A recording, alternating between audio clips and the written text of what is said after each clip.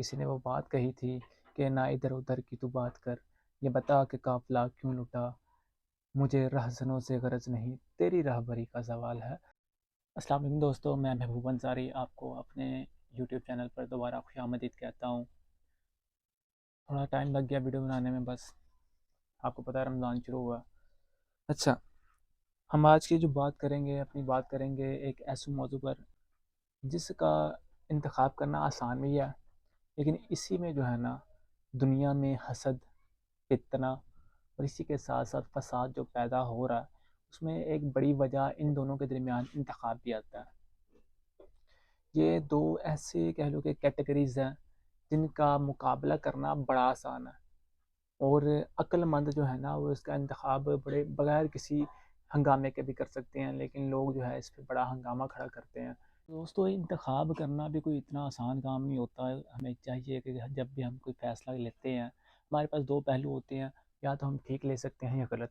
اب وہ فیصلہ کیسے کرنا ہے، وہ ہمیں اپنی کہہ لو کہ سوچ سے، اپنی ذہانت سے اس کو سوچ سمجھ کے کوئی بھی فیصلہ کرنا چاہیے، نہ تو خوشی میں آ کے، نہ غصے میں آ کے، نہ ہی کسی جذباتی تاثر کے دباؤ میں آ کے، کیونکہ فیصلہ کرنا ایک ایسی چیز ہے جس کو انسان جو ہے نا قابو میں رہے، جتنا اس کے بارے میں سوچ لے اتنا بہتر ہوتا ہے۔ کسی نے وہ بات کہی تھی کہ نہ ادھر ادھر کی تو بات کر، یہ بتا کہ قافلہ کیوں لٹا، مجھے رہزنوں سے غرض نہیں، تیری راہبری کا زوال ہے۔ انسان کو سوچ سمجھ کے فیصلہ کرنا چاہیے۔ خیر، اس کے بارے میں ہم زیادہ لمبی چوڑی بات نہیں کرتے، ہم بات کرتے ہیں اپنے اس ٹاپک کے بارے میں جس کو ہم نے آج ڈسکس کرنا ہے۔ دنیا میں دو چیزوں سے جو فساد پیدا ہو رہا ہے ان کو ہم شمار کرتے ہیں، ایک عقل، دوسرا حسن۔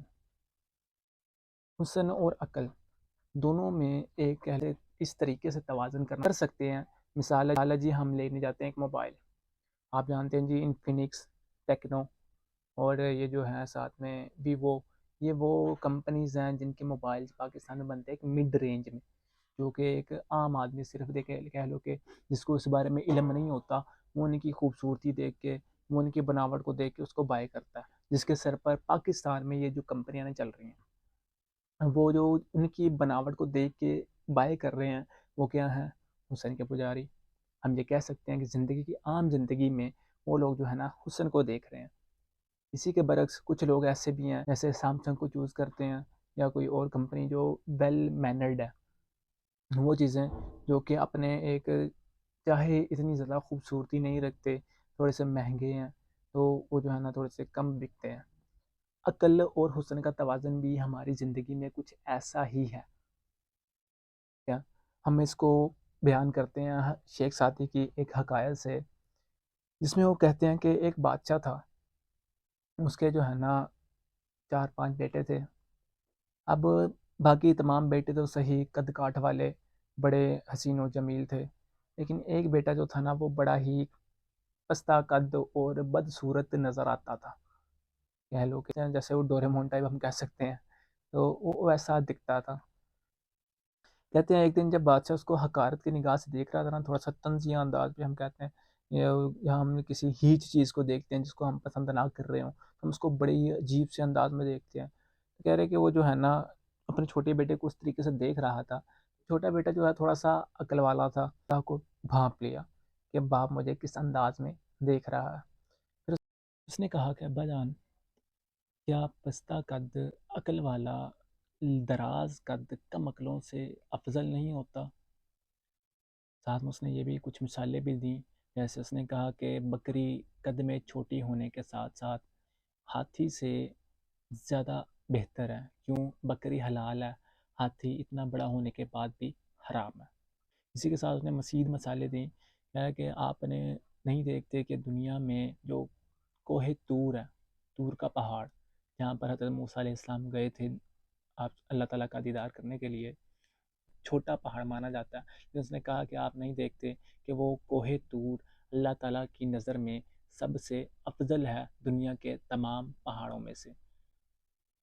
اسی کے ساتھ اس نے اور بھی مثالیں بیان کی، جیسے اس نے کہا کہ ایک جو شخص تھا وہ دوسرے شخص سے کہہ رہا تھا کہ یہ بہتر نہیں ہے کہ ہم جو ہے جنگ میں عربی گھوڑا استعمال کریں بجائے کہ ہم گدھوں کو لیں۔ عربی گھوڑا چاہے سائز میں یا کہہ لو کہ صحت میں تھوڑا سا کمزور ہوتا ہے، لیکن وہ گدھوں سے بہتر ہی ہوتا ہے۔ اسی کے ساتھ اس نے اور بھی بڑی مزے مزے کی مثالیں بیان کی، جس سے کہتے ہیں کہ بادشاہ کے جو بیٹے تھے ان کا منہ بنا، لیکن بادشاہ جو ہے وہ ہنس پڑا اور اپنے کہہ لو کہ خیمے میں یا اپنے جہاں پر بھی رہتا تھا وہ چلا گیا۔ کہتے ہیں کچھ دنوں بعد نا اسی بادشاہ کی سلطنت تھی اس پر حملہ کرنے کو کچھ لوگ آئے، اس کے دشمن ابھر آئے۔ اب جب اس کے دشمن ابھر آئے تو انہوں نے دیکھا کہ بادشاہ جو ہے اس کے پاس اتنی فوج نہیں ہے، تو اس میں جو ہے میدان جنگ میں لڑنے کے لیے ان کو کچھ آدمی چاہیے تھے۔ اس میں میدان جنگ میں لڑنے کے لیے سب سے پہلے بادشاہ کا وہی بیٹا گیا جو کہ قد میں پستہ تھا، جس کو بادشاہ حقیر سمجھتا تھا۔ اب وہ حقارت تو اس کی دیکھی، حقارت دیکھنے کے بعد انہوں نے پہچان بھی لیا۔ اب اس کی بہادری کی بات آئی، جب اس نے عقل کی باتیں تو کر لی، حقارت کی نگاہ جب پڑی بادشاہ کی تو انہوں نے اپنی عقل تو دکھا دی کہ میں کتنی عقل کا کتنی ذہانت کا مالک ہوں۔ اسی کے ساتھ ساتھ انہوں نے جو ہے نا اپنی بہادری دکھانے کے لیے میدان جنگ میں سب سے پہلا قدم رکھا، اور سامنے جو ان کے دشمن تھے ان کے بڑے بڑے جو کہہ لو کہ سردار کہہ لو، سپہ سالار کہہ لو، بڑے بڑے جو شاہ سوار تھے ان کے سر اتار کر واپس آیا۔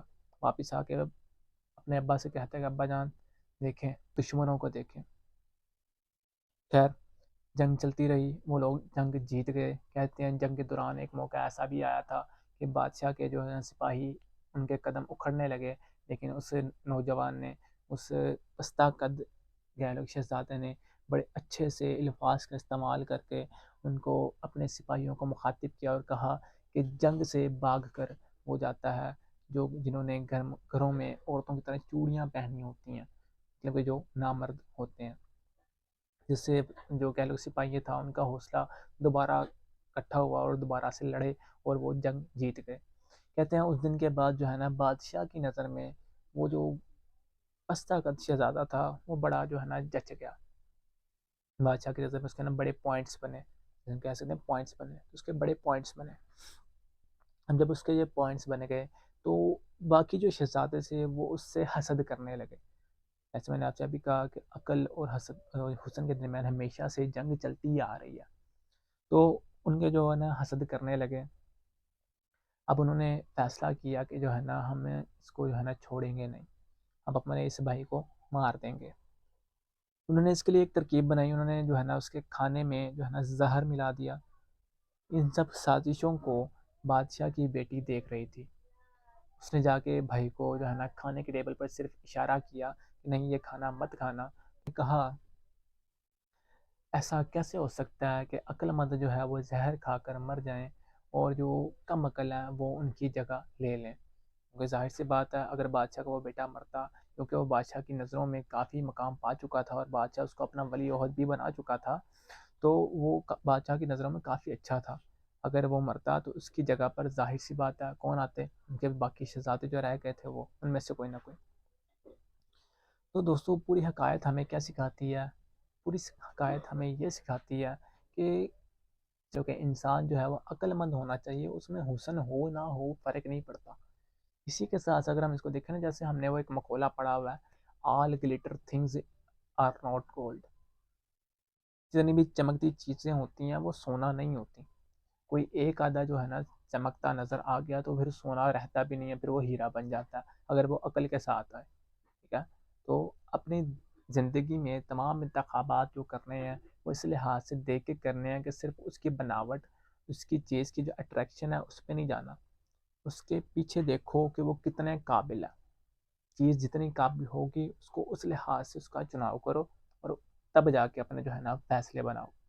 یہیں پر ہمارے آج کی ویڈیو کا اختتام ہوتا ہے۔ امید کرتا ہوں آپ کو اچھی لگی ہوگی اور اس کو اپنے دوستوں تک بھی ضرور پہنچائیے گا۔ انشاءاللہ آپ سے اپنے نئی ویڈیو میں اگلی ویڈیو میں ملاقات ہوگی، تب تک کے لیے اجازت دیں۔ اللہ حافظ۔